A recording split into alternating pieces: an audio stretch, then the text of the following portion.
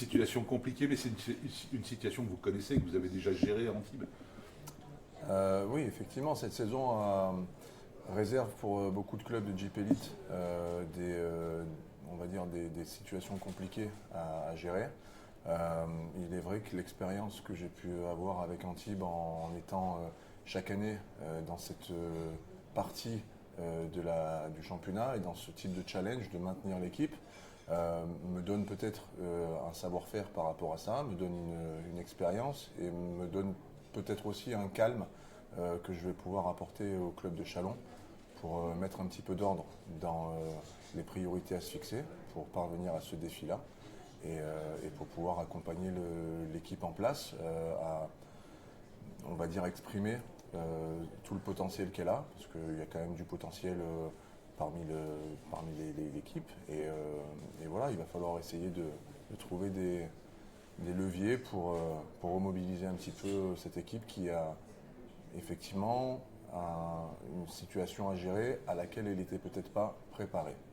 Et je pense que c'est ça qui est aujourd'hui le plus difficile quand on se met à jouer un maintien, c'est quand on joue un maintien auquel on n'était pas attendu.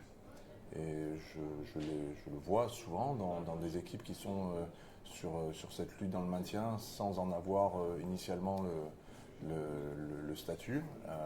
Ça peut poser des problèmes nouveaux auxquels les gens en place ne sont pas habitués à répondre.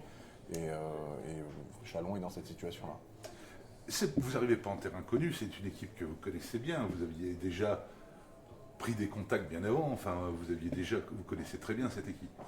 Oui, je connais bien ce club, je connais bien cette équipe.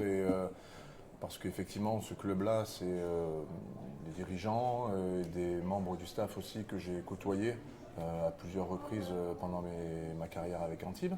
Et puis Philippe qui est Philippe Hervé, qui est une personne avec qui j'ai beaucoup échangé, avec qui j'avais des très bonnes relations déjà avant qu'il arrive à Châlons. On avait plaisir à discuter ensemble et à partager nos points de vue. Et jusqu'à ce que cette saison, en début de saison, il m'invite effectivement à venir lui rendre visite et pour qu'on puisse passer encore plus de temps ensemble à échanger. Et donc effectivement, Philippe est quelqu'un avec qui j'ai été en discussion et je continue d'être encore en discussion avec lui. Maintenant, c'est à moi d'apporter ma personnalité.